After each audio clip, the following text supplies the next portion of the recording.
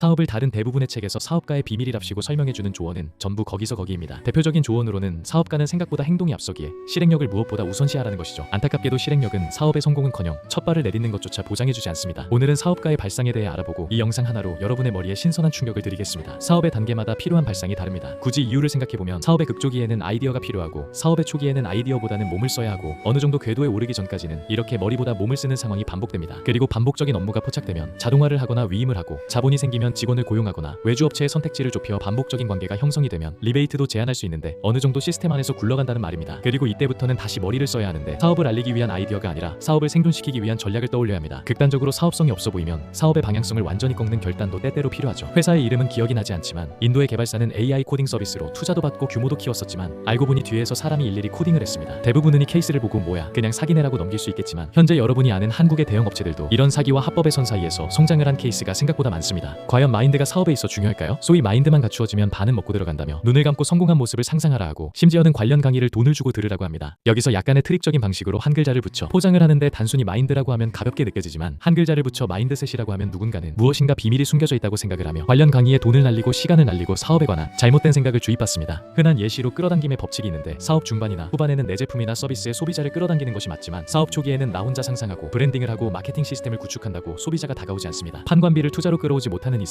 오히려 초반에는 직접 소비자에게 다가가야 하죠. 하지만 어느 정도 사업의 프로세스를 겪어보지 않은 많은 사람들은 이러한 강의에 혹하게 되고 수만 명이 동전 던지기를 하는 운의 영역에서 사업을 하려 합니다. 그럼 사업가의 발상은 뭐가 다를까요? 많은 자칭 진짜 사업가들은 혁신을 해라 혹은 개선을 하라고 말은 합니다. 그리고는 이미 성공한 사업체의 예시를 몇 개 들고 와 주장을 뒷받침. 하지만 정작 아직 사업도 시작하지 못했거나 사업의 극초기에 있는 사람에게는 도움이 되지 않을 뿐더러 그들의 현실에는 맞지 않는 내용입니다. 우선 혁신과 개선을 차근히 풀어드리면 혁신과 개선은 비슷해 보이지만 하나의 경계를 사이에 두고 있습니다. 그리고 그 경계는 다름 아닌 통념인데 통념은 다른 말로 편견이라고 보아도 됩니다. 와닿을 만한 예시로 여러분이 서점을 차린다고 가정해보겠습니다. 과연 서점과 관련된 통념은 무엇이 있을까요? 아마 대부분 조용히 책을 읽는 공간을 연상할 겁니다. 실제로 많은 대형 서점들이 이런 수요에 맞추어 분위기 있는 조명과 은은한 배경음악, 나아가 카페를 연동하기도 하고 이러한 현상은 독립서점이라고 해도 예외 없이 나타납니다. 여기서 내가 서점을 차린다고 할 때 조용한 공간이라는 포지션을 잡고 이를 더욱 강화하여 차별화를 한다면 어떻게 될까요? 책을 오래 볼 수 있도록 편안한 1인 리딩룸을 만들고 조용한 생각이 가능한 창가 저적을 배치하여 노트를 판매하거나 알고리즘의 아이디어를 차용해 추천부 코너를 강화하는 방식 등으로 말입니다. 결론부터 말하자면 이는 개선이며 좋은 포지셔닝의 예시로 꼽힐만 하지만 다른 업체들도 쉽게 따라할 수 있죠. 다시 말해 기존 통념이라는 틀 안에서 고객 경험을 섬세하게 설계하였다는 이야기입니다. 하지만 처음부터 관점을 180도 바꾸어 서점이 반드시 조용해야 한다는 고정관념을 뒤집고 책을 오감으로 체험한다는 제사의 공간을 떠올린다면 혁신에 가깝습니다. 예를 들어 동화 속 장면을 체험이 가능한 공간을 조성한다면 부모와 아이가 함께 참여하는 체험형 워크숍도 연동시킬 수 있고 이것은 서점의 놀이터라는 속성을 추가하여 제안을 하는 것인데 당연히 이런 서점은 지금 우리에게 새롭다는 느낌으로 다가오지 않습니다. 때문에 조금 더 정확히 도출해야 할 사고는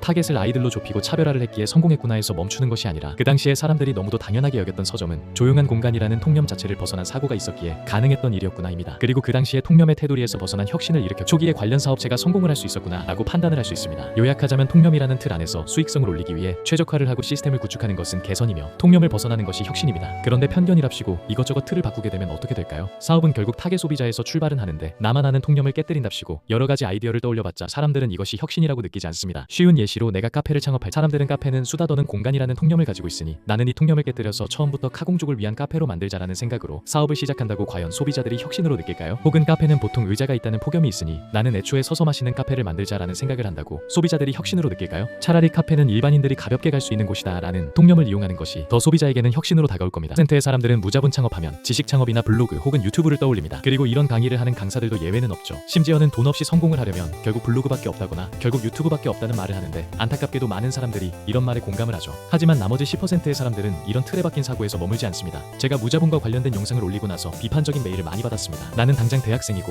돈도 없고 할 줄 아는 것도 딱히 없는데 어떻게 무자본 창업이 가능하는 메일을 가지고 와 해결책을 생각해보겠습니다. 여러분이 이런 상황이라면 어떤 조언을 해줄 건가요? 틀에 박힌 생각을 하는 대부분은 유튜브 영상 몇 개를 보고 상세 페이지 제작 기술을 배워서 무업 수준에서 시작을 해라 혹은 편집을 배워서 유튜브를 해라 공부하면서 블로그를 해라 라는 조언을 합니다. 하지만 실제로 자기만의 방식으로 돈을 벌어보았던 사람들의 조언은 다르죠. 저라면 이 학생에게 무엇을 포기할 수 있는지 먼저 물어볼 겁니다. 그리고 그 학생이 자취를 하고 있다면 그 자취방이라는 공간을 활용할 수 있다는 점에서 기회를 봅니다. 특히 대학생 상권에서 중요한 건 가성비와 귀찮음 해소입니다. 자취하는 대학생들이 공통적으로 겪는 문제는 밥 해먹기 귀찮고 시켜먹자니 비싸고 편의점 반찬은 질린다입니다. 여기서 착안한 모델이 바로 반찬 소분 배달입니다. 예를 들어 직접 만든 간단한 밑반찬 멸치볶음, 감자조림, 달걀장, 김치볶음 등을 일회용 도시락 용기에 소분해서 반찬 3종 세트를 묶어서 판매하는 방식입니다. 핵심은 자취생이 직접 가기 귀찮은 곳을 대신해주는 서비스입니다. 배달은 직접 도보 또는 자전거로 1에서 2 반경 내만 진행하며 오늘 저녁 6시 이후 픽업이라는 옵션도 제공할 수 있습니다. 냉장 보관은 아이스박스와 아이스팩을 활용하면 초기 무자본 운영 가능합니다. 일주일 사실 정기 배송 고객에게는 라벨 이름 메모 붙여주는 감성 추가할 수 있고 홍보는 이렇게 합니다. 자취생 원룸촌 입구에 반찬 안 만들고 살아도 됩니다. 전단지를 부착하거나 단체 구매 시 할인 이벤트를 할 수도 있고 근처 편의점, 세탁소 고시원 게시판에 작은 광고지 부착할 수도 있습니다. 에브리타임 당근마켓에 혼자 밥 먹는 사람 위한 따뜻한 반찬 배달합니다 라는 게시글 업로드해 사람을 모으는 방법도 있습니다. 이러한 방식의 사업이 돈이 될까요? 몸이 나만하지 않을 정도로 바쁠 겁니다. 처음부터 직접 만들지 않아도 됩니다. 근처 반찬 가게나 시장에서 반찬을 도매로 사와서 소분 판매하는 방식도 가능하죠. 전통시장 반찬 가게에게 오전 일찍 찾아가 남는 반찬을 10개 단위로 도매 단가로 구매 제한하거나 동네 분식집 남는 재료로 만든 반찬 1팩 단가 낮춰 구매를 제한할 수도 있습니다. 저라면 사장님께 이렇게 제안하겠습니다. 매일 남는 반찬 5팩만이라도 제가 가져갈게요. 자취생들 대상으로 제가 판매하고 재구매 시 이 가게에 데려오겠습니다. 블로그나 단톡방에서 가게 이름 언급해드리 같이 키워가는 느낌으로 해보시죠. 저는 사람 찾고 배달만 해볼게요. 이렇게 하면 거래 경험이 없는 학생이더라도 협업이 자연스럽고 부담도 적습니다. 자취방 하나, 자전거 하나, 아이스박스 하나면 반찬 유통 허브가 됩니다. 소비자 입장에서는 귀찮음을 해결하고 건강한 집밥을 가성비 좋게 해결할 수 있고 공급자 입장에서는 재고를 처리하면서 추가 수익을 낼 수 있죠. 또 내 입장에서는 자산 없이 시작 가능한 오프라인 무자본 창업이 가능합니다. 이런 방식은 웹사이트도 필요, 커다란 마케팅 자본도 필요 없습니다. 또한 내 주변 자취방들이나 상권들이 내 타겟 띄이기에 내 사업체를 알리기 위해 굳이 온라인까지 갈 필요도 없고 입소문 또한 빠르게 퍼질 겁니다. 무자본 사업하면 되게 온라인을 떠올립니다. 오프라인 하면 뭔가 진입장벽이 높을 거라 지에 겁을 먹고 시도조차 하지 않는 경우가 많죠. 하지만 어느 쪽이든 기회는 많습니다. 그리고 생각보다 그 출발점도 쉽게 찾을 수 있는데도 뭔가 사업 같지 않다는 이유만으로 100을 만들기도 전에 1000을 만들어야 합니다. 물론 팀빌딩을 잘하고 피칭도 잘하여 투자를 받으면 처음부터 1000을 만들 수 있습니다. 하지만 꼭 개발자가 없더라도 지금 나에게 자본이 없더라도 사업을 시작할 수 있다는 말을 드리고 싶습니다. 성공의 출발점은 굳이 멀리서 찾지 않아도 됩니다. 극단적으로 고등학생이라 할지라도 한 학교에 있는 1000명이 전부 내 잠재 고객이죠. 사업은 타겟 소비자로 시작하고 내 주변인을 타겟으로 잡으면 미드를 생성하기도 쉽다는 점까지 말씀을 드리며 이상 하찮은 사업가였습니다.